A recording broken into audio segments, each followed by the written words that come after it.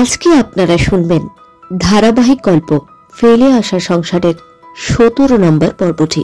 আপনাদের কাছে অনুরোধ রইল, যারা এখনো আগের পর্বগুলো শোনেননি তারা অবশ্যই আগের পর্বগুলো শুনবেন। নিয়মিত পছন্দের বিভিন্ন ধরনের গল্প পেতে অবশ্যই সাবস্ক্রাইব করবেন দ্য সোলুইস্ট, যে গল্প বলে। মা এত কিছু রান্না করলে কখন?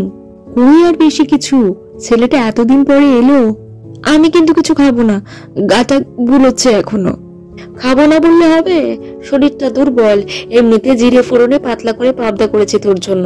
এটা দিয়ে কটা ভাত খা মা, এরপর আরো অসুস্থ হবি বলে দিলাম। আমাকে দুধে গুলে একটু মুসলি দাও বরং, আমি ভাত খাবো না। তুমি জামাইয়ের জন্য রেখেছো, খাওয়াও ওকে। মুচকি হেসে কথাটা বলে দোতলায় নিজের ঘরে চলে গেল দোলন। আপনার মেয়েটা একদম ছেলে মানুষ। একদম ছেলে মানুষ বলবো না, বুদ্ধি আছে আমার দোলুর, শুধু আমার সামনে ওই রকম করে। মায়ের কাছে আবদার, আর একটু মটন নাও তুহিন। ওকে একটু বোঝাবেন, ও এখনো এবারের মাছ ছাড়তে পারেনি বোধহয়। গুহবাড়ির বউ হিসাবে এবার কন্ট্রিবিউশন আমার মা দাবি করতেই পারে।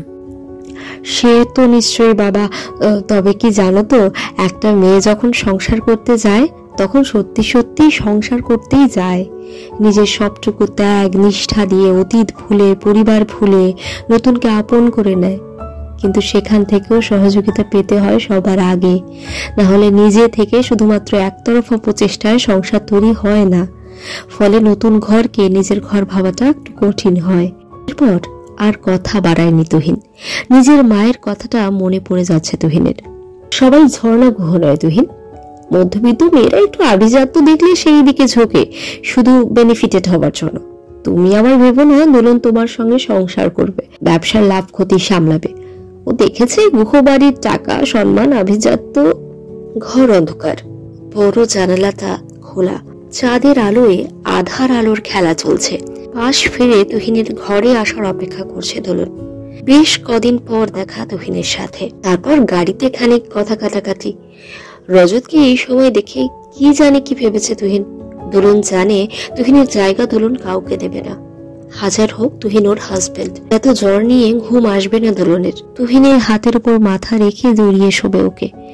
সব মন খারাপ, দ্বিধা, অভিযোগ দূর হয়ে যাবে। আবার ওরা একসঙ্গে ভালো থাকবে। নিয়ে পড়েছো? না, এসো। জ্বরটা আছে এখন?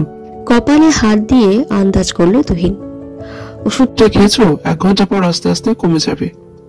দোলন জড়িয়ে শোয় তুহিনকে। একটু সরে শো, তোমার গা বেশ গরম।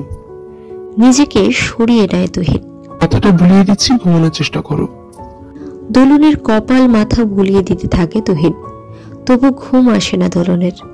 তুহিনের হাত ক্রমে নিস্তেজ হয়ে আসে। ঘুমিয়ে পড়েছে তুহিন। আলো আধারিতে তুহিনের দিকে নিষ্পলক চোখে তাকিয়ে থাকে দোলন। সে বছর জানুয়ারি মাসে শিলিগুড়ি যাওয়ার পথে শতাব্দী এক্সপ্রেসে প্রথম দেখা হয়েছিল দোলন আর তুহিনের। দোলন ট্রেন যাত্রা উপভোগ করে বরাবর। জানালার দিকে তাকিয়ে থাকলে হুশ করে সময় কেটে যায়। কোনো কোনো যাত্রাপথ অচেনা মানুষকেও পরিচিত গণ্ডিতে নিয়ে আসে। অবিরাম দুলুনিতে আরাম লাগে, গভীর ভাবে ঘুমিয়ে পড়া যায়।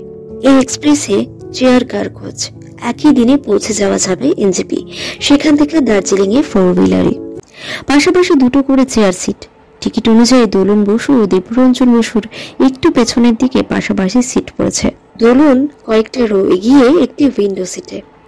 পাশের সিটটা এখনো ফাঁকা। একটু পরে হাওড়া থেকে ছেড়ে দেবে ট্রেন। তাড়াহুড়ো করে একটি ছেলে এসে বসলো দোলনের পাশের ফাঁকা সিটে।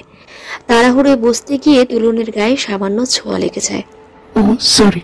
It's okay, no issue. তখন সবে 19। হিনকে আর চোখে দেখে দোলন বুঝতে পারলো ছেলেটির বয়স 25-26 হবে। একটি পুরুষালী পারফিউমের নেশা জাগানো গন্ধ আসছে ছেলেটির শরীর থেকে। সে গন্ধটাই বারবার ছেলেটির দিকে আর চোখে তাকাতে বাধ্য করছে সদ্য কৈশোর পেরোনো যুবতী মেয়েটাকে। দোলনের আর চোখের বারংবারের দৃষ্টি চোখ এড়েনি তুহিনের। ওরকম সুডৌল শরীরের অধিকারী যুবতীর শরীরের গন্ধ মাঝে মাঝে হালকা ছোঁয়া পারফিউমের যে কোনো নামী ব্র্যান্ডকেও হার মানায়। ডেস্টিনেশন দার্জিলিং? হ্যাঁ। Solo trip? না না, মা বাবা যাচ্ছেন, পেছন দিকে সিট ওদের। আপনি একাই? না, আমার সঙ্গে মা আছেন। Hotel decided? বাবা বলতে পারবেন। ট্রাভেল এজেন্সি কি করেছে দেখা যাক। সেন্ট্রাল হেরিটেজ না হলে সানফ্লাওয়ার হতে পারে। আমাদের confirm central heritage. Travel agency করিনি। আমাদের ম্যানেজার আঙ্কেল ব্রজমোহন দাস, ওনার চেনা জানা আছে ওই হোটেলে। ওই হোটেলে আপনারা উঠলে ভালোই হবে। ভালো হবে কেন? না মানে এমনি, ট্রেনে পরিচয় হলো, আমি তাহলে ওখানে গিয়ে বোর হব না, এই আর কি। বোর হবেন কেন? মায়ের সঙ্গে এসেছেন। আমার মা ভীষণ ডেডিকেটেড বিজনেস ওম্যান, বুঝলেন? সাথে করে ম্যানেজার, ল্যাপটপ সব এনেছেন। উনি রুম থেকে বেরোবেন বলে তো মনে হয় না। কথাগুলো একটু অবাক করেছিল দোলনকে। যাই হোক, ছেলেটাকে দেখে মনে হয় বড় ঘরের। এমন ব্যবসায়ী পরিবারের মাইন্ড বোঝা মধ্যবিত্ত দোলনের সম্ভব হবে না।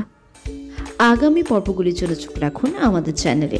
লাইক অ্যান্ড সাবস্ক্রাইব করতে ভুলবেন না। দ্য সলুইস্ট যে গল্প বলে।